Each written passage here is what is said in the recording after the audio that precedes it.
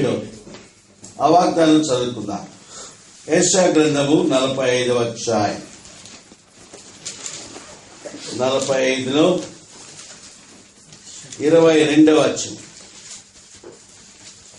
Moto కార్డులోని వాగ్దానములో రెండవ వాగ్దానం. మొదటిది అయిపోయింది, మూడవది ధ్యానించాం. 22వ వచనం అందరూ కలిసి చదువుదాం. భూదిగంతముల నివాసులారా, నా వైపు చూచి రక్షణ పొందుడి. దేవుడను నేనే, మరి ఏ దేవుడను లేదు. ప్రార్థన చేసుకుందాం. ప్రేమగల తండ్రి, పరిశుద్ధ దేవా, మీకు స్తోత్రాలు. మనల్ని ప్రేమించి మాకిచ్చిన మరి మంచి సహవాసం కొరకై మీకు స్తోత్రాలు తండ్రి. ఈ సంవత్సరం మోటో కారులో ఉన్న వాగ్దానాల కొరకై మీకు వందనాలు దేవా. మరి ధ్యానిస్తుండగా సహాయం చేయండి. అదే సమయంలో ప్రభు బల్ల మరి దాని మీద ఉన్న రొట్టె రసము కొరకు మమ్మల్ని సిద్ధపరచాలి. మీ దోషుని నన్ను మీరు కనికరించండి. యేసు ప్రభు నామములో స్తుతించి ప్రార్థిస్తున్నాము తండ్రి. మరి దేవుని యొక్క వాక్యములో మనకి ఇవ్వబడినటువంటి వాగ్దానం ఏంటంటే, రెండవ వాగ్దానం, నా వైపు చూచి రక్షణ. అంటే ఈ సంవత్సరం ప్రభు మనల్ని ఏం కోరుతున్నాడంటే, మరి ఆయన వైపు చూడాలి. మొదటి వచనం కూడా, మొదటి వాగ్దానం కూడా అదే, యేసు వైపు చూచి. కాబట్టి నా వైపు చూచి, దేవుని వైపు చూడాలా. మరి చాలా మంచి హెచ్చరిక ఇది. ఎందుకంటే దినాలు చెడ్డవుగా ఉన్నాయి. మరి లోకములో ప్రజలు పరిస్థితులు ఎలా ఉన్నాయంటే, దేవుని బిడ్డల యొక్క దృష్టిని ప్రక్కకు మళ్లించే విధంగా ఉన్నాయి. కనుక ప్రభు మనకు మరలా జ్ఞాపకం చేస్తున్నాడు, మీరు నా వైపు చూడాలా, యేసు వైపు చూచి. గుర్తుంచుకోండి. మరి దీంట్లో నేను చాలా క్లుప్తంగా మరి యేసు వైపు దేవుని పిల్లలు చాలా మంది చూచినారు. మరి వారి పరిస్థితులను బట్టి, వారి అక్కర్లను బట్టి యేసు వైపు చూచినారు. చూచి మేలు పొందారు, వారి అవసరం తీర్చబడ్డాయి. కాబట్టి ఈనాడు దేవుని బిడ్డలంగా మన ప్రతిదీ కూడా యేసు ప్రభు ద్వారానే ఆయన వైపు చూస్తూ ప్రార్థన చేసుకుంటూ మరి ముందుకు సాగిపోవాలి. మరి కొన్ని అనుభవాలు మనం చూస్తాం. మొదటిగా మరి యేసు వైపు చూస్తే మొదటిది ఏముంది? అక్కడ రక్షణ ఉంది. ఏముంది? రక్షణ అని అన్నాడు. అది పాత నిబంధనలో అదే ఉంది, క్రొత్త నిబంధనలో అదే ఉంది. మరి యేసు వైపు చూచి మనం ఏం చేయాలా? రక్షణ పొందాలా. మొట్టమొదట క్రొత్త నిబంధనలో యేసు ప్రభు శిలువ మీద ఉన్నప్పుడు ఆయన వైపు చూచి యేసు అని పిలిచిన వాడెవరు? ఆ ఇద్దరు బందిపోటు దొంగల్లో ఒకరు పిలిచాడు. ఏమని? యేసు. ఆయన వైపు చూచి యేసు అని పిలిచినాడు. చూడన్నమాట. యోహాను సువార్త, లూకా సువార్త 23వ అధ్యాయం. లూకా సువార్త 23వ అధ్యాయం. నేను చాలా క్లుప్తంగా 7 విషయాలు చెప్తాను. జాగ్రత్తగా దీన్ని మీరు గమనించండి. ఈ సంవత్సరము మరి ఈ వాగ్దానాన్ని మనం యేసు వైపు చూస్తూ 7 విషయాల్లో ముందుకెళ్ళాలి. 23వ అధ్యాయంలో లూకా సువార్తలో మరి 42లో మరి ఆయనను చూచి ఏమన్నాడు? యేసు, నీ రాజ్యములోకి వచ్చినప్పుడు నన్ను. యేసు ఆయన వైపు చూచి. ఎవరతను? బందిపోటు దొంగని చెప్తుంది. తను మరి శిక్షకు అర్హుడు. తను బంధించబడ్డాడు, చెరలో ఉంచబడ్డాడు, తనను సిలువేశాడు. యేసు ప్రభు ఏ నేరము చేయలేదు. అయితే ఇతరెవరు? నేరస్తు. తను ఒప్పుకున్నాడు. ఏమని ఒప్పుకున్నాడు? చదవండి. మరి ఇది మనకై 41 మనకైతే ఇది న్యాయమే. అనగా మనం పాపం చేసిన వాడు, నేను పాపం, నీవు నేను అన్నాడు పక్కోడితోటి అని ఎవరి వైపు చూచాడు? ముందు వారి వైపు చూచి ఇది మనకిది న్యాయమే అంటే తను చేసింది తప్పని, ఈ శిక్ష న్యాయమైందని తను ఒప్పుకున్నాడు. ఒప్పుకొని మరి యేసు వైపు చూచన్నాడు, యేసు నన్ను జ్ఞాపకం చేసు అంటే అర్థం ఏంటిది? ఇక్కడ రెండు విషయాలు మనం గుర్తుపెట్టుకోవాలా. రక్షణ కొరకైనటువంటిది యేసు వైపు చూచి. ఈనాడమ్మా మనం ప్రతి ఒక్కరు కూడా మరి యేసు వైపు చూచి మరి ప్రార్థన చేయాలి. ఆ వ్యక్తితో, ఏ వ్యక్తితో? రెండవ వాళ్ళతో, సహచరునితో తను ఏం చేశాడు? ఏకీవించాడా? ఏకీవించాడు. అసలు బైబిల్లో చూస్తే మొదట వీళ్ళిద్దరు దూషించినాడనుంది, తర్వాత ఒకడు వారిని గద్దించినాడనుంది. యేసు వైపు చూచిన వాడు తన సహచరుడైన మరి వాడు దొంగ గాని లేక ఇంకో పాపం గాని ఉంటే వాడిని గద్దించాలా, ఆ వ్యక్తి నుంచి నువ్వు దూరం కావాలా. ఇక్కడ చేరున్న మీరెవరైనా సరే మరి ఇద్దరుగా మరి నేరంలో ఉంటే, పాపంలో ఉంటే ఒక వ్యక్తి ఇంకో వ్యక్తి నుంచి దూరం కావాలి. అయ్యాడా చెప్పేమయ్యా? అది ఏకీవించడా? అప్పుడు దాకేపించు. కనుక అది మీరు నేర్చుకోండి. మొదటిది, ఈ సంవత్సరం ప్రభువు నీకు చూపిస్తున్నాడు. ఇంతకాలం ఇద్దరు కలిసి నేరములో ఉన్నారు, పాపములో ఉన్నారు, మరి జీవించారు వాళ్ళిద్దరు. ఇప్పుడు ఆ వ్యక్తి ఎవరి వైపు చూచాడు? యేసు వైపు చూచి ఆ వ్యక్తితో ఇక నీకు నాకు సంబంధం లేదు, నేను ఇది ఏకీవించను, నాకు కావాల్సింది ఎవరు? కాబట్టి ఇప్పుడు ఆ వ్యక్తి అంతవరకు వాళ్ళిద్దరితో ఉన్నవాడు ఇప్పుడు యేసు ప్రభుతో కూడా కలిసి ప్రభున్నట్టుగా నీవు నాతో కూడా, నీవు వానితో కాదు. అయ్యా అమ్మా, ఈ దేశంలో నేను వింటున్నాను మరి ప్రజలు మరి సరైనటువంటి జీవితాల్లో లేకుండా మరి అక్రమంగా ఇద్దరు కలిసి ఉన్నారని వింటున్నా నేను. ఈనాడు అటు వ్యక్తులైన వారు ఈ వాక్య ప్రకారం, వాగ్దానం ప్రకారం ఆ వ్యక్తి వైపు చూడదు, యేసు వైపు చూచి చెప్పు ఆ వ్యక్తితో, ఇక నీతో కాదు, నేను ఎవరితో? నేను ప్రభు అన్నాడు, నేను అంగీకరిస్తాను. నువ్వెంతో పాపమైనా, ఎంతో దుర్మార్గుడు అయినా నేను అంగీకరిస్తాను. నాతో వస్తావా?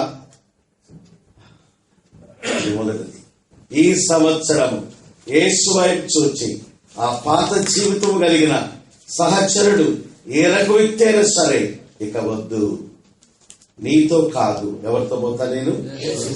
మొదటిది యేసు వైపు చూచి.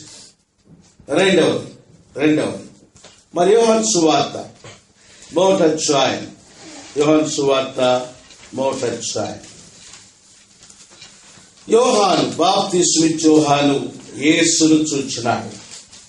యేసు 29 మరునాడు యోహాను రాగా చూచి, అమ్మా యేసును చూచి ఏమన్నాడు?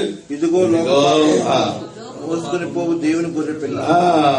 మరలా చెప్పాడు 35లో, మరునాడు మరలా యోహాను అతడు నడుచుచున్న యేసు వైపు చూచి ఏమన్నాడు?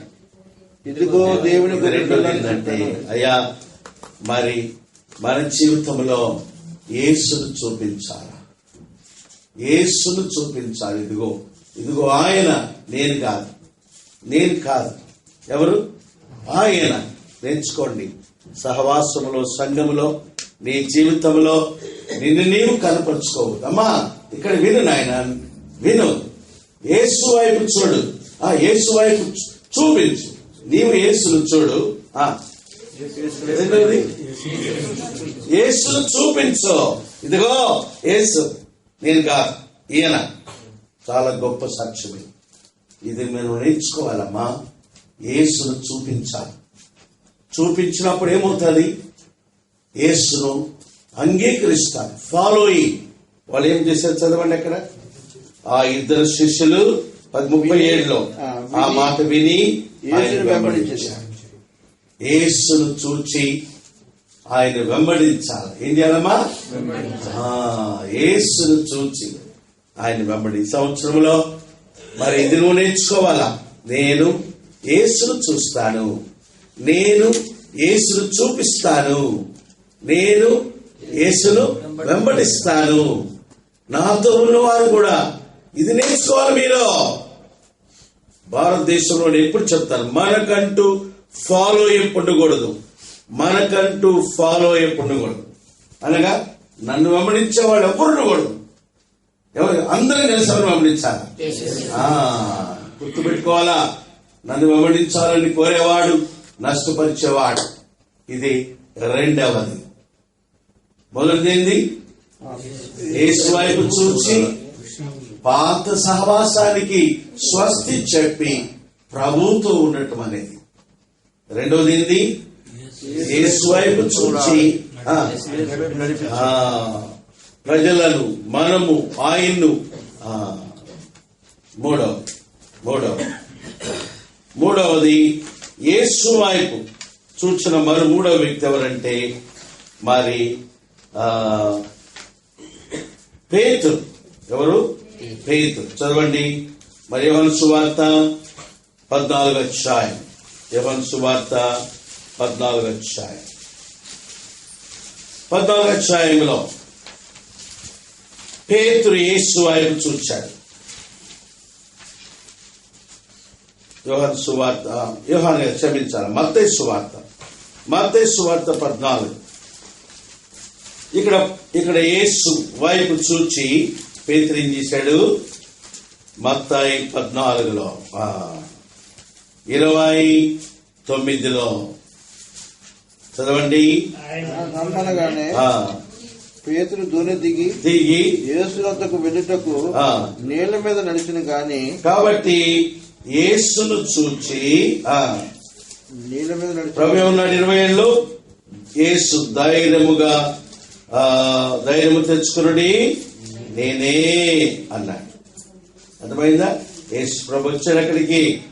వారు తుఫాన్లో ఉన్నారు, వాళ్ళు మరి వారు చూచారు.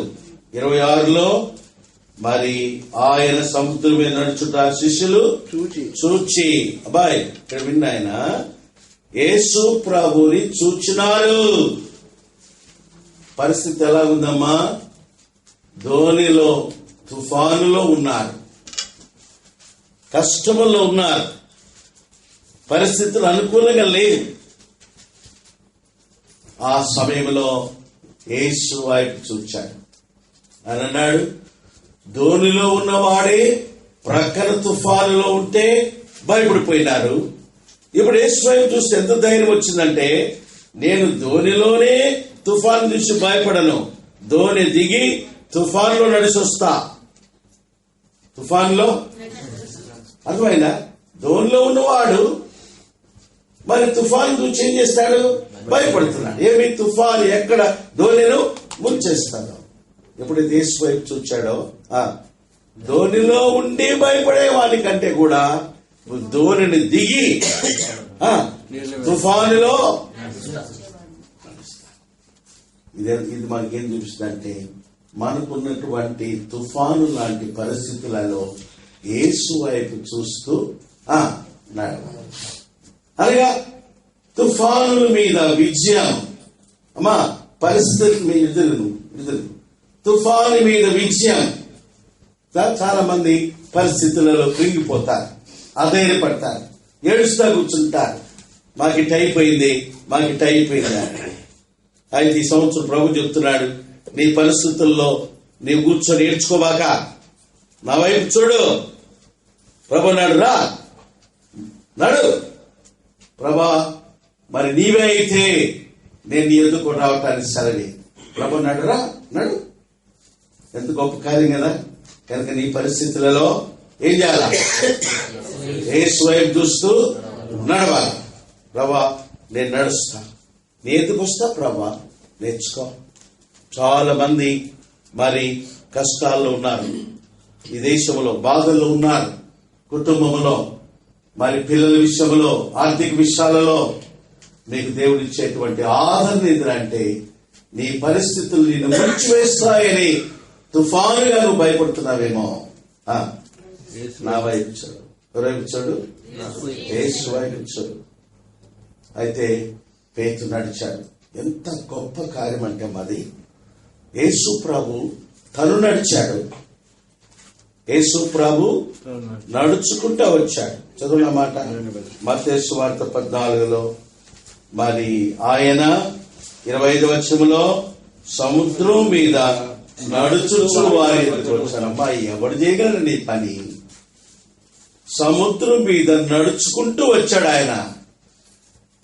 మరి ఎందుకు అంత సమయంలో ప్రార్థించి ఆయన 23లో ఆయన ఏకాంతంగా ప్రార్థన చేస్తున్నాడు కొండ మీద.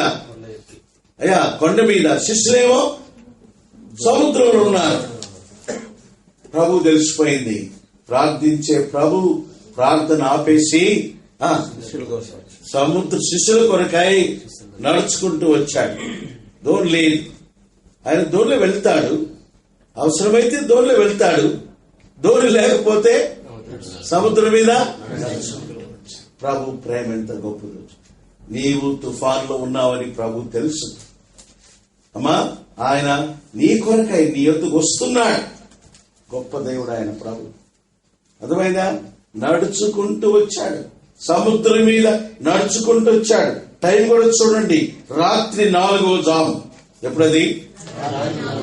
రాత్రి 4వ జాములో నడుచుకుంటూ వచ్చాడు సముద్రం మీద. పిల్లరా, ఆయన ఏం కోరుతున్నాడంటే తన అనుభవం, తన శక్తి, నీవు కూడా అదే ఆ అనుభవంలో శక్తిలో ఉండాలి. నేనే కాదు నడిచేది, మీరు నడవాలి. అటు విశ్వాసం నీకు ఉండాలి. అర్థమైందా? కాబట్టి ఈనాడు ఈ సంవత్సరం ప్రభు చెప్తున్నాడు, నడు. దేని మీద నడుస్తావు? వినమ్మా, ఆసక్తితో విను. నీ ముఖాలు చూస్తుంటే నాకు విచారంగా ఉన్నట్టుంది. మీరు ఏం పోయినట్టుంది? మీకు ఏం పోతుంది? ప్రభు ఉన్నాడు. ఈ పోగొట్టుకున్నది మీరే. మీ బుద్ధిహీనతే, అనవసరమైన చేసుకొని, లేనిపోయిన తెచ్చుకొని ఇక్కడికి వచ్చి అన్ని వదిలిపెట్టి మీరు తెచ్చుకున్నాయేనా? మీరు తెచ్చుకున్నాయి కష్టాలన్నీ. బుద్ధిహీనంగా తెచ్చుకున్నారు, శ్రమ తెచ్చుకున్నారు, కష్టాలు తెచ్చుకున్నారు, అప్పులు చేశారు.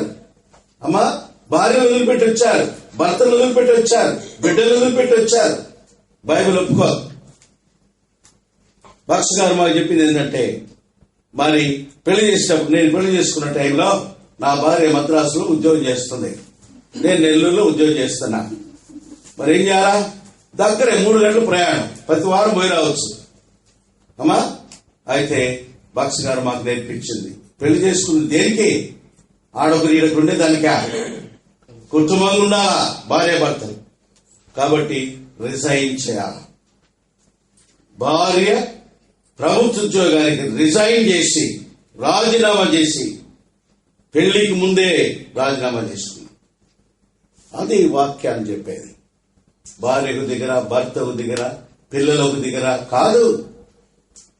సరే, జరిగింది, మనం ఏం చేయలేము దాన్ని. ప్రభా, ఇప్పుడు మరి వాళ్ళు నా కాడికి నడుచుకుంటూ రావాలా? అరేబియా సముద్రంలో రావాలి వాళ్ళు. ఏ సముద్రంలో? భారతదేశం నుంచి కువైట్ రావాలంటే ఏ సముద్రం దాటాలా? ప్రభా, మరి పడవ విమానానికి డబ్బులు లేవు, పడవ డబ్బులు లేవు. సముద్రం మీద నడుచుకొస్తారో నీ పిల్లల్ని, నీ భర్తల్ని దేవుడు తుఫానులో సముద్రం మీద నడిపించి తీసుకొస్తాడు. నమ్ముతావా? నమ్ముతావా? ప్రార్థన చేయి. ప్రభా, పేతురుని సముద్రం మీద నడిపించమన్నా. అయితే నేను సలహా ఇస్తున్నాను, ఇప్పటికే అప్పులు చేసేసారు మీరు, మళ్ళా అప్పులు చేసి చేయదు. ప్రభా, నువ్వు అద్భుతం చేయి, అద్భుతం చేసి తీసుకురా. అదమ్మా ప్రభు బలలో భక్ష్యంగా చెప్పేవాడు మాకు. చాలా ఖచ్చితంగా అప్పులు చేసిన వాడు అప్పులు తీరేంత వరకు రొట్టె విరవదు. బా ఎంత ఖచ్చితంగా చెప్పారు అంటే ఇప్పుడు వీళ్ళు ఎంతమంది తెలుస్తారు? అయ్యా ఆ దినాల్లో భక్తి, ఈ దినాల్లో లేదు కదా. ఆ దినాల్లో ఎంత భక్తి అంటే ఈ దినాలు ఏం లేదు. ప్రియులారా, ఈ విశ్వాసం ఈ సంవత్సరం ప్రభా నిన్ను చూస్తా, నువ్వు నడుస్తున్నా, ఆ శక్తి నాకు ఇవ్వాలా, నేను నిన్ను చూస్తా, నడుస్తా, అనుమతిస్తావా ప్రభా, రమ్మంటావా ప్రభా నడరా. అర్థమైందా? కాబట్టి ఈ సంవత్సరం ఏంది? నీ జీవితంలో తుఫాను లాంటి పరిస్థితులు వస్తే వాటికి భయపడక ఆ తుఫానులో నువ్వు నడవాలా. అర్థమైనా? ఏ శక్తితో?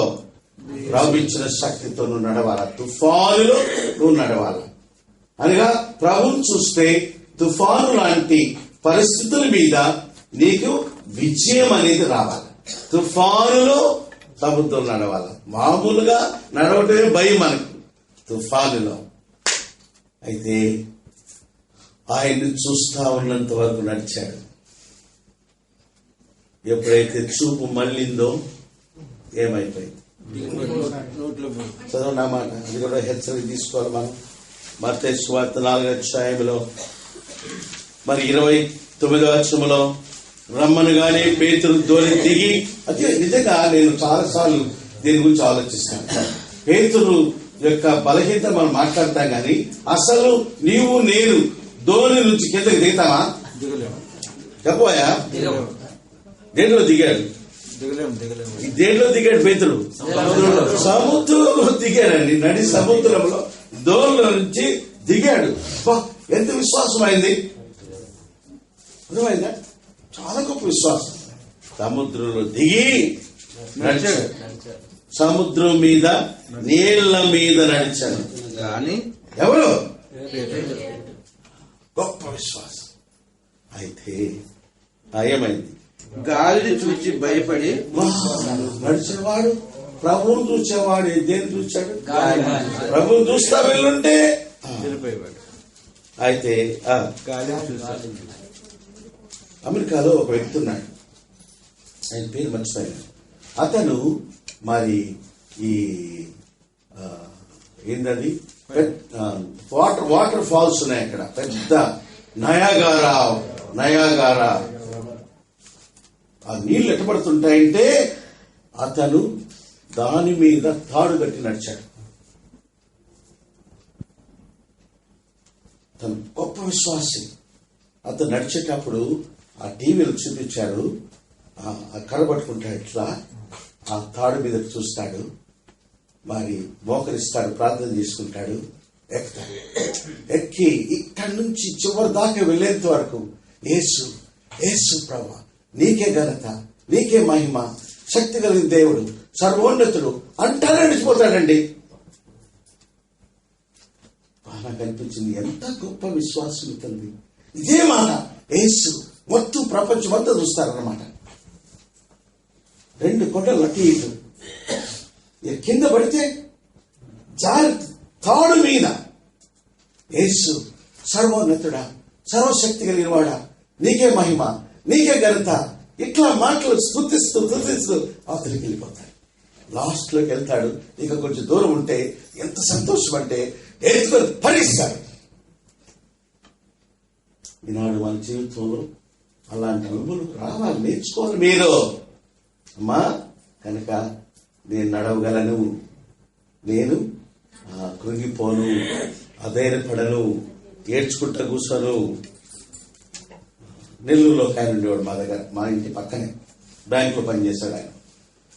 ఆయనకి కొడుకులు చాలా దుర్మార్గులు, కష్టాలు ఆయనకి. భార్య అంత సహకరించారు. ఇప్పుడు ఆయన ఇప్పుడు వచ్చి నా కాడికి వచ్చి ఆయన పరిస్థితులన్నీ నాకు చెప్పుకునేవాడు. బ్రదర్ ఇది అని ఒకసారి వచ్చి నాకు చెప్తుంటే ఇంకొక దైవ సేవకుడు నా పక్కన కూర్చొని ఉన్నాడు. అన్ని ఆయన చివరి ఆయన అన్నాడు, బ్రదర్ మీకు భలే వరం ఉందండి అన్నాడు. భలే వరం ఉందండి అన్నాడు. ఏంది బ్రదర్ అన్నాడు. నీ వరాలు ఏంటంటే 2 అయ్యా. ఒకటి ఏంటంటే నీ కష్టాలను నీవు ధ్యానించుకుంటూ ఏడ్చుకోవటం అనేది నీ వరం. కొంతమంది ఇలా చేస్తారు, కొమ్మ కూర్చుంటారు, వాళ్ళ కష్టాలు ధ్యానించుకుంటుంటారు, ఏడ్చుకుంటా ఉంటారు. రెండో వరం ఏంటంటే నీ కష్టాలను ఇతరులకు చెప్పి ఏడ్పించగలరు. ఇది రెండో వరం. అర్థమైనా గుర్తుంచుకో. మా ఇతరులు చెప్తే నీవేడ్చుకుంటే పోతాయా? ఎవరు చెప్పు? ప్రభా చూడు, ప్రభా ధైర్యంతో నీ తట్టు చూస్తా, నువ్వు సహాయం చేసి అద్భుతాలు చేసే దేవుడు. నేను ఏం చేస్తాను? ఆ వాగ్దానం ఈ సంవత్సరం ఈ సంఘానికి ఇవ్వాలనుకున్నా నేను. నిర్గమకాండం 34:10 తర్వాత చదవండి. ఇది మీకు వాగ్దానం. ఇదిగో నేను నీతో ఒక నిబంధన చేయించున్నాను, ఏ జనములోను చేయని అద్భుతములు నీ మధ్య చేస్తాను. నీవు ఏ జనుల మధ్య ఉన్నావో వారు నీ కార్యములు చూస్తారు. ఇది 34:10 ఈ సంవత్సరం ఈ సంఘానికి వాగ్దానం.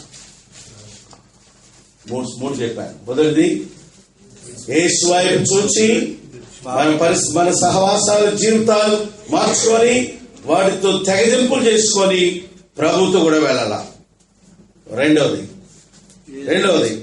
యేసు వైపు చూస్తూ మరి ప్రజలకు ఆయన చూపిస్తూ ఆయనను అనుసరిస్తూ వెళ్ళాల. మూడవది మన కష్టాల్లో, బాధల్లో, తుఫానుల్లో యేసు వైపు చూస్తూ మరి ఆయన కృప చేత ఆ పరిస్థితులను అధిగమించి పరిస్థితులు విజయంతో వెళ్ళాల. అర్థమైందా? నాలుగోది యేసు వైపు చూస్తూ పౌలు అంటున్నాడు, యేసు వైపు చూస్తూ. అది మొదటి వాగ్దానమే. చదవడం మాట. మరి 2వ కొరింథీ రాసిన పత్రిక 5వ అధ్యాయం, 2వ కొరింథీ 5వ అధ్యాయం, 2వ కొరింథీ 5వ అధ్యాయంలో మరి 2వ కొరింథీ 4వ అధ్యాయం అండి, 4వ అధ్యాయం 17వ వచనం. మేము దృశ్యమైన వాటిని చూడక అదృశ్యమైన వాటిని నిదానించి చూస్తున్నాం. అమ్మా పౌలు అంటున్నాడు, మేము అదృశ్యమైన వాటిని. ఏంది అదృశ్యమైనవి? ఆయన అంటాడు దృశ్యమైనవి. ఏం దృశ్యమైనవి? 18 చివరిలో అనిత్యములు, అదృశ్యమైనవి నిత్యం. అమ్మా అదృశ్య దేవుడు అయినా అదృశ్య ఆత్మదేవుడు. అదృశ్యమైనవి మేము చూస్తా ఉన్నాం. దృశ్యమైనది చూడటంలే. ఈ దినాల్లో కంటికి కనపడేది అదృశ్యమైనది. నేత్రాసన, ఆకర్షణ. ఎన్నది? ఆకర్షణ. అనగా దృశ్యమైన వాటిని చూడక అదృశ్యమైన వాటిని నిదానించి చూస్తున్నా. అర్థమైందా? ఇంకో మాట కూడా అన్నాడు అక్కడ. మరి అదే అధ్యాయంలో 5వ అధ్యాయంలో మరి మేము మరి వెలుచూపు లేకుండా, అది చదవన్నమాట. మరి 6వ వచనమా, వెలుచూపు వల్ల కాక. ఈ సంవత్సరము వెలుచూపు ఆపేయి. ఏది వెలుచూపు? విశ్వాసం కాకుండా మరి ప్రక్కన చూచేది వెలుచూపు. అర్థమైనా? కాబట్టి వెలుచూపొద్దు. ప్రజల వైపు, ప్రజల సహాయం, మరి పరిస్థితులు, ఇప్పుడు ప్రజలు దారులు వెతుక్కోవద్దు, సొంత దారులు వెతుక్కోవద్దు. ప్రభుత్వం చూడు. ఏమన్నా ఎక్కడ వాడు అపోస్తల కార్యం 3వ అధ్యాయంలో వాడి కుంటివాడు బడున్నాడు, భిక్ష అడుగుతున్నాడు. రాయబడింది, వాడు వారిని చూచి భిక్షమడుగగా పేతురు మా వైపు చూడన్నాడు. మరి ఆశ్చర్యం ఉంది ఆ వాక్యం. వాడు వారి వైపు చూచి భిక్షం అడిగాడు. చదవండి. అది వెలుచూపు అంటే. కరెక్ట్ గా అర్థమవుతుంది. అపోస్తల కార్యములు 3వ అధ్యాయంలో వాడు భిక్షం అడిగాడు. 4వ వచనంలో దాని ముందు మాట, వాడు మరి దేవాలయములోనికి వెళ్ళువారని భిక్షమడు సరే. 3వ వచనం. వాడు చూచి భిక్షమడగగా, అయ్యా బాగా గుర్తుపెట్టు, వాడు చూచి, ఈ వర్తమానం అంతా వాగ్దానం చూచి, ఎవరు చూచాడు? అయితే ఈ వచనం చదివితే ఏ వచనం? మరి 4వ వచనంలో పేతురు యోహాను అని చూచి మా తట్టు చూడు అంటే వాడు ఎవరు చూసినట్టు? ఏమయ్యా? వాడు వారిని చూచి భిక్షమడిగినాను ఉంది. పేతురు అంటాడు మా వైపు చూడురా అన్నాడు. అంటే వాడు ఏ వైపు చూశాడు? లోకం కాదు, చేతులు. వాడికి నీ ముఖం అవసరంలా, వాడికి నీ చేతులు జేబులో పెడతావా లేదా? ఏం తీయాలా?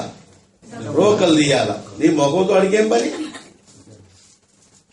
పేతురు అన్నాడు, రే ఇటు చూడరా, మాట్లాడు చూడు. ఏం మాట్లాడు? వెండి బంగారాలు లేవురా జోబిలో?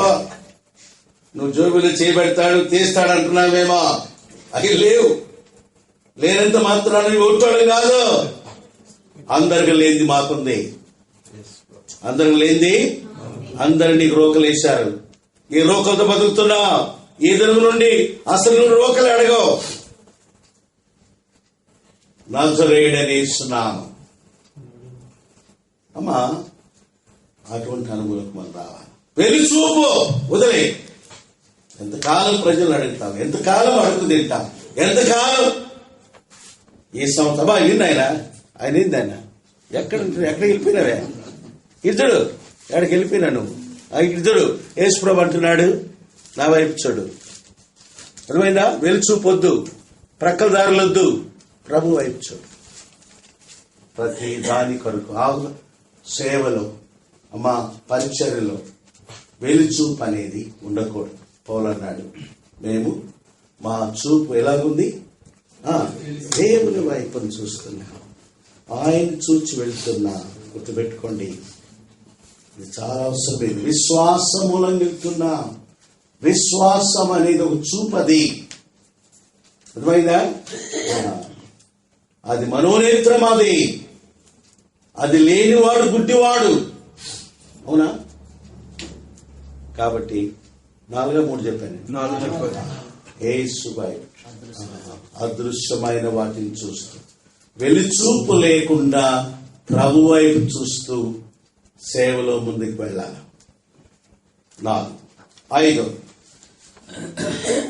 5వ మరి మార్కు సువార్త 5వ అధ్యాయం 21వ వచనం. మార్కు సువార్త 5:21 చదవండి. మరలా ధోని ఎక్కి మార్కు సువార్త మరలా ధోని ఎక్కి అద్దరికి వెళ్ళినప్పుడు సరే 22 చదువు. సమాజ మందిరపు అధికారులలో యాయీరును ఒకడు వచ్చి ఆయనను చూచి ఆయన పాదం మీద పడి నా చిన్న కుమార్తె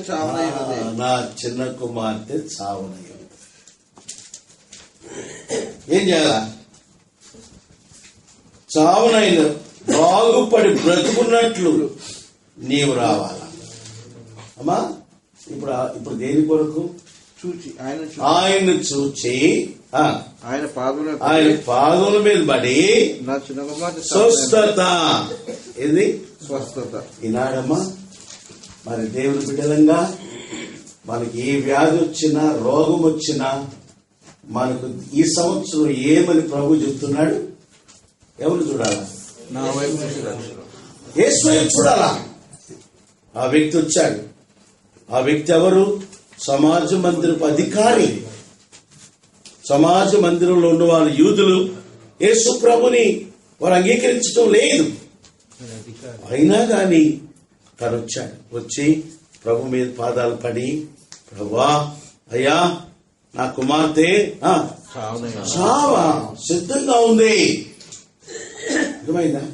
అంటే తన విశ్వాసం ఎంత గొప్పది. మరి ఈయన గాని వస్తే ఇక చచ్చిపోబోయే రోగం ఉన్నా సరే ఏమవుతుంది? బాగుపడుతుంది. కనుక ఈ సంవత్సరం అమ్మా వ్యాధి రోగాలుంటే ప్రభు చెప్తున్నాడు, నా వైపు చూడు, ప్రభు స్వస్థపరిచేవాడు. ప్రార్థన చేసి దేవుని వైపు చూడాల, ప్రభా నీ తట్టు చూస్తున్నా, నన్ను స్వస్థపరచు. వెంటనే ప్రభు ఏమన్నాడు చూడండి, అక్కడ ఏమన్నాడు ప్రభు? మరి 5వ అధ్యాయములో 24వ వచనములో ఆయనతో కూడా వెళ్ళాడు, స్వస్థపరిచాడు, వెళ్ళి స్వస్థపరిచాడు. కాబట్టి ఈనాడు 5వదిగా దేవుని బిడ్డలంగా మన వ్యాధుల్లో రోగాలలో దేవుని వైపు చూడాలని ప్రభు కోరుతున్నాడు. స్వస్థపరుస్తాడు. నీ వ్యాధి ఏదైనా సరే అమ్మా, దైవికమైన స్వస్థత మరి నిన్ను స్వస్థపరుస్తాడు. ప్రార్థన చేసుకో. 6వది యేసు వైపు చూడాలి. 6వది యోహాను సువార్త ప్రకటన గ్రంథము 1వ అధ్యాయములో ఇంకొక విషయం ఆయన వైపు చూచింది. ప్రకటన 1వ అధ్యాయము 13వ వచనం. ఇక్కడ యోహాను చూచాడు. ఇక్కడ యోహాను చూచాడు. అమ్మా ఏం చూచాడు చూడండి. ఆ దీప స్తంభముల మధ్యను మనుష్య కుమారుని పోలిన ఒకరిని చూసినే. దీపస్తంభాలంటే అక్కడ ఉంది. ఆ దీపస్తంభములు ఏందని? 7 దీపస్తంభములు, 7 సంఘములు. దాంతో ముగించాడు అధ్యాయం. ప్రకటన 1 చివర వచనం 20 చివరిలో ఆ 7 దీపస్తంభములు 7 గమనించండి. ఇది సంఘములో యేసు ప్రభు 7 సంఘాల మధ్యలో సంచరిస్తా ఉన్నారు. అమ్మా అది చూడాలి, అది చూడాలి. అంటే సంఘములో సంపూర్ణ స్వేచ్ఛ అధికారము ఎవరికి ఉండాలా? యేసు ప్రభువుకు ఉండాలి. కాబట్టి మనం ఎక్కడ దేవుని ఆరాధిస్తున్నామో ఆ సంఘములో ప్రభువుకి పూర్తి స్వేచ్ఛనివ్వాలా, పూర్తి అధికారానికి ఇవ్వాలా. అర్థమైందా? అది నేర్చుకోవాలి. అందుకొని ఎవరైనా సంచరిస్తే, కదిలిపోతుంటే, లేచిపోతుంటే మేము వెంటనే చెప్తాం, కూర్చో, కదలు. అర్థమైందా? దేవుని యొక్క అధికారం అది. గద్దిస్తాం, హెచ్చరిస్తాం. వారి పెద్దలైనా పిల్లలైనా ఎవరైనా సరే మరి వారిని హెచ్చరికలో తీసుకొస్తాం. తెచ్చుకోండి. కనుక ప్రియులారా, మరి ఈ సంవత్సరము ఈ సంఘములో మరి ప్రాముఖ్యమైన అధికారాన్ని స్వేచ్ఛను ఎవరికి ఇవ్వాలా? చాలాసార్లు ప్రజలు అంటుంటారు, బ్రదర్స్ మాకు ఇక్కడ స్వేచ్ఛ లేదండి. ఏంది నీకు స్వేచ్ఛ? నీకు అది స్వేచ్ఛ. ఎవరికి ఉండాలా? యేసు ప్రభుకి.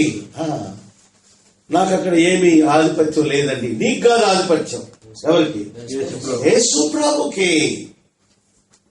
కాబట్టి ఈనాడు ప్రపంచంలో మనం చూస్తే క్రైస్తవ సంఘాలలో ప్రభువు స్థానం లేకుండా పోయింది. అవునా? గుర్తించండి, 7 సంఘాల గురించి ప్రకటనలో చెప్పినప్పుడు మొదట్లో మరి పూర్తి అధికారం ఉంది.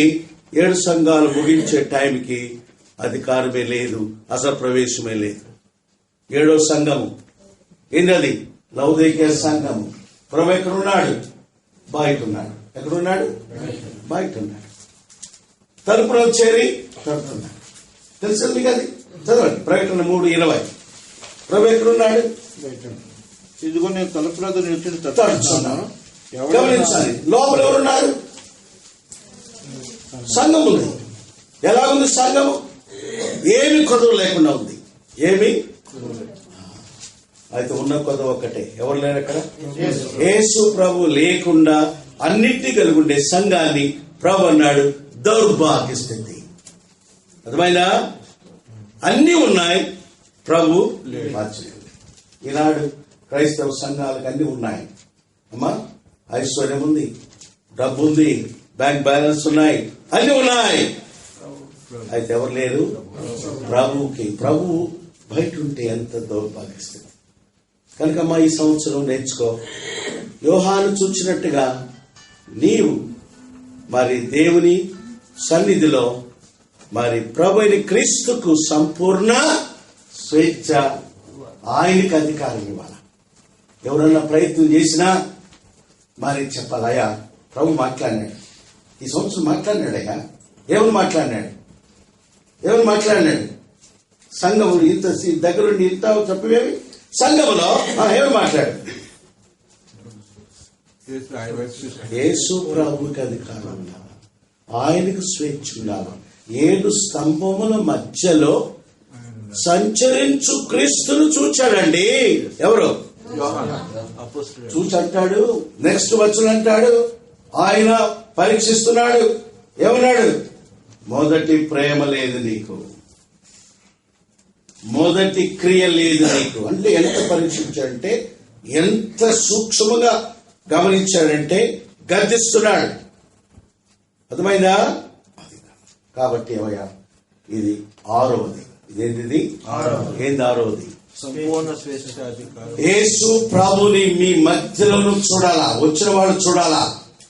సంఘములో ప్రభువును చూచే విధానంగా అక్కడ దేవుడు ఉన్నాడు, ప్రభు ఉన్నాడు, క్రీస్తున్నాడు, క్రీస్తు వాక్యం ఉంది, స్వాతంత్రం ఉంది. అది చివరగా లాస్ట్ ఇప్పుడు ఏం చెప్పాను నేను? మొదటి ఎవరు చూచాడు?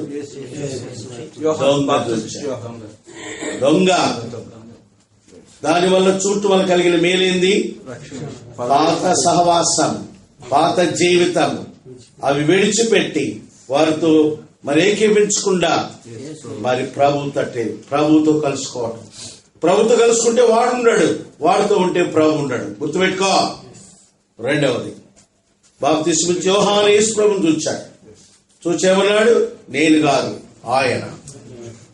దాని వలన మరి యేసు చూపించాలి ప్రజలకి. మరి ప్రజలను యేసు ప్రభును వెంబడించేవారుగా చేయాలా. ఇది రెండవది. మూడోది ఏంది? పేతురు చూచాడు. ఎప్పుడు? పరిస్థితులు, తుఫానులో పరిస్థితులలో. మరి తనన్నాడు ప్రభుని, ప్రభా నేను దోణిలో ఉండే భయపడుతున్నా, ఇప్పుడు నువ్వు వచ్చా దోణిలో భయపడటం కాదు, తుఫానులో సముద్రం మీద నడుస్తా, నేను నిన్ను చూస్తా నడుస్తా.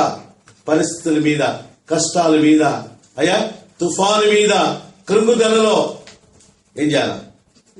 యేసు వైపు చూసి ధైర్యం తెచ్చుకొని వాటిని జయించాలి. వాటి మీద నడటం అర్థం ఏంటి? జయించాలి.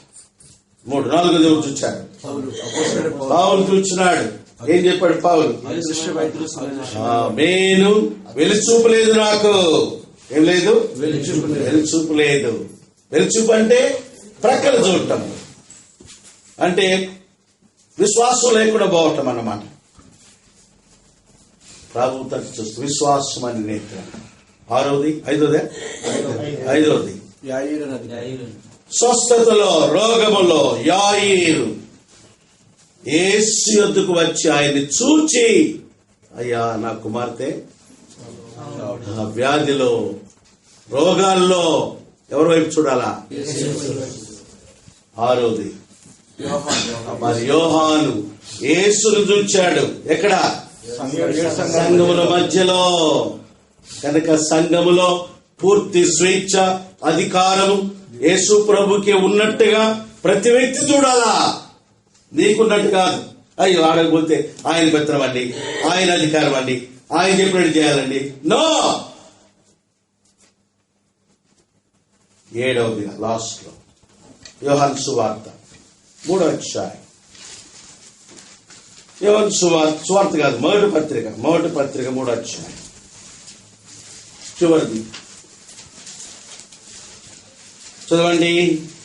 2వ వచనంలో మధ్యలో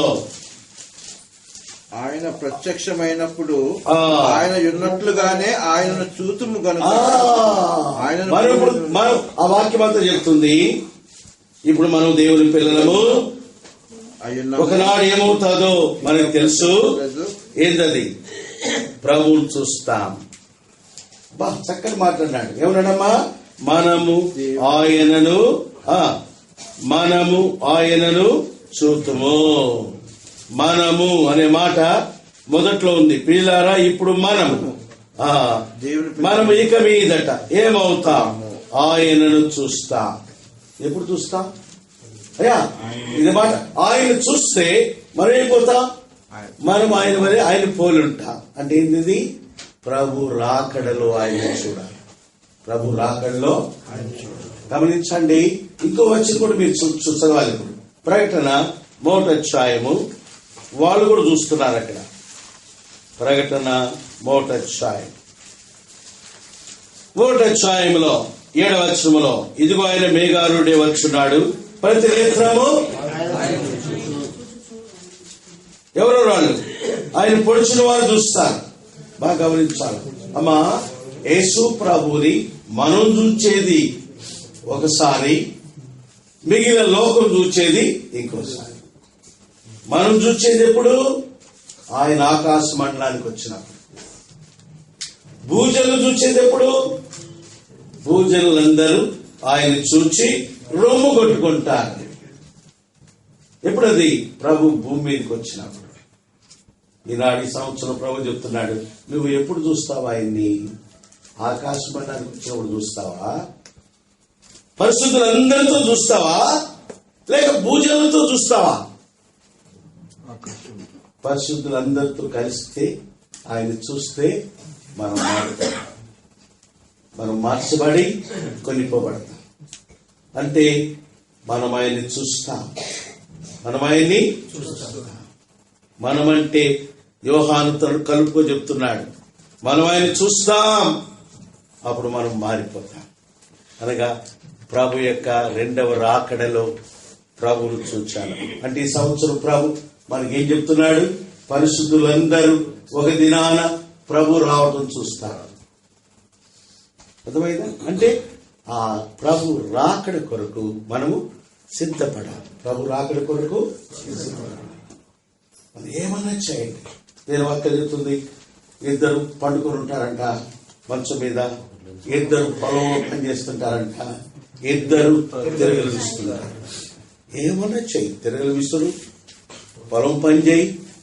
అది పొలం పని, ఇది ఇంటి పని. లేక పొలం పని ఇంటి పని ముగించుకొని నిద్రపో. అర్థమైనా? ఏమన్నా చెయ్యి, సిద్ధపడి చేసుకో. నిద్రపోక ముందు ప్రభు వస్తే, అర్థమైనా? ఒకడు పొలం పని చేస్తున్నాడు అంటే, పొలం అంటే పని, ఉద్యోగం, బయట పని, ఇంటి పని.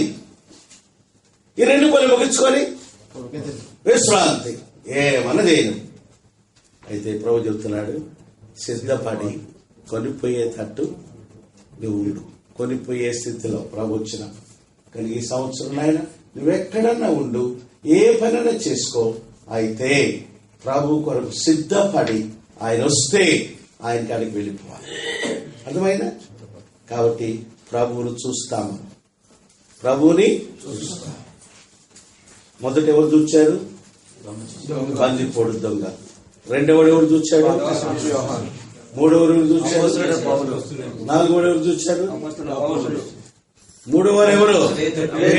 4 ఎవరు? 5 ఎవరు? 6 ఎవరు? 7 ఎవరు? పరిశుద్ధులు. ఎవరు? మొదట చూస్తే ఏమవుతుంది? మొదట చూస్తే ప్రత్యేకత, పాత సహవాసాలు లేకుండా ప్రభువుతో కలిసి వెళ్ళటం. 2వది ఏంది? ప్రభువును చూపించటం, ఆయనను చూచి ప్రజలకు ఆయన చూపించటం. 3వది ఏంది?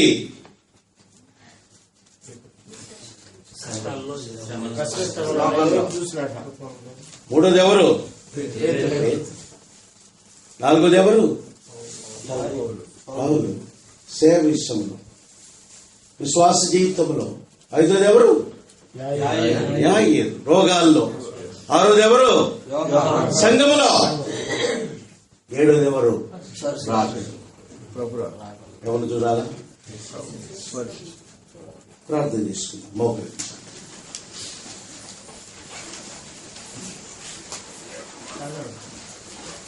దేవుని వాక్యములో 2వ వాగ్దానాన్ని మనం చూచాం. యేసు వైపు చూచు, నా వైపు చూడమని ప్రభు చెప్తున్నాడు. 7 విధాలుగా మనం చూస్తాం.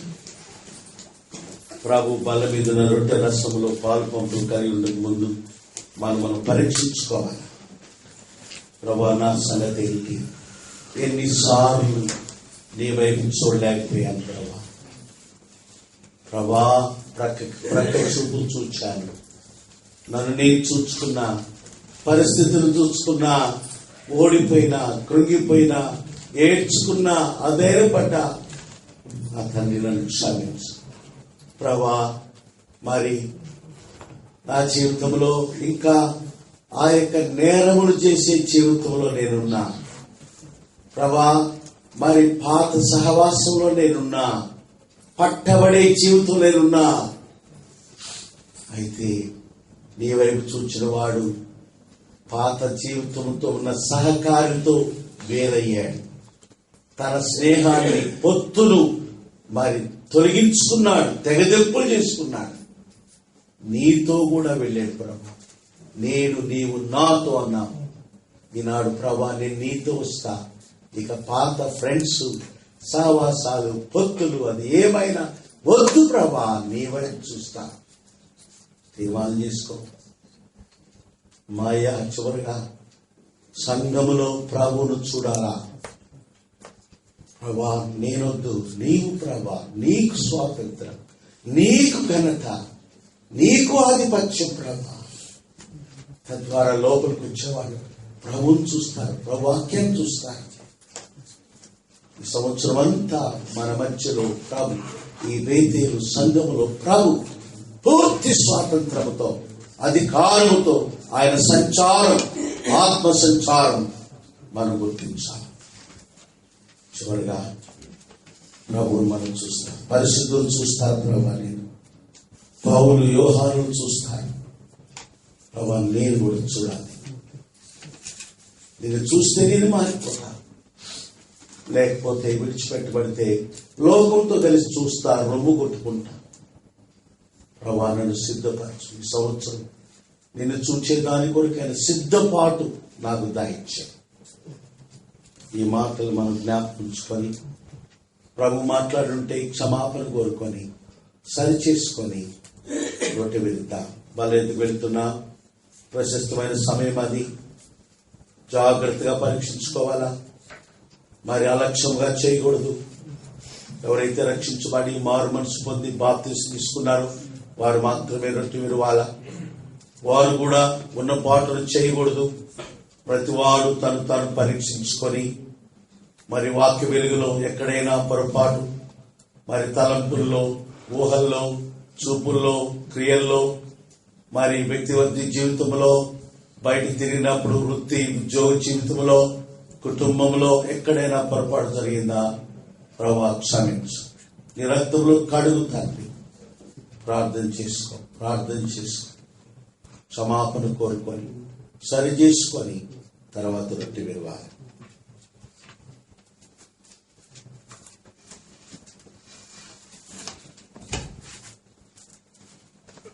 తండ్రి పరిశుద్ధ దేవా మీకు స్తోత్రాలు. బల మీద ఉన్న రొట్టె రసం కొరకై మీకు స్తోత్రాలు. యేసు ప్రభు మా కొరకై సిలువలో తన శరీరం అప్పగించుకున్నాడు. నలుగొట్టబడింది, గాయపరచబడింది. మరి మా యొక్క దోష శిక్ష ఆయన మీద పడింది. మా వ్యసనములను బట్టి ఆయన మా తండ్రి మా ప్రభు శిక్ష అనుభవించాడు. ఆయన శరీరం పొడవబడింది, ఆయన శరీరం గాయపరచబడింది. తండ్రి దేవాత ద్వారా మాకు క్షమాపణ దొరికింది. మరి ఆ యొక్క శరీరమునకు సాదృశ్యం ఉండే ఈ రొట్టెను మీరు దీవించండి. యోగ్యమైన రీతిలో పాలు పొందుటకు సహాయం చేయమని యేసు ప్రభు నామములో ప్రార్థిస్తున్నాము తండ్రి. ఆమేన్. ప్రభు యేసు తాను అప్పగింపబడిన రాత్రి ఒక రొట్టెని ఎత్తుకొని కృతజ్ఞతాస్తులు చెల్లించి దాన్ని విరిచి శిష్యులకు ఇచ్చి, ఇది మీ కొరకై విరువబడిన నా శరీరం, నన్ను జ్ఞాపకం చేసుకుంటుకాయ నేను చేయుడి అని చెప్పిన ప్రకారం ఎవరైతే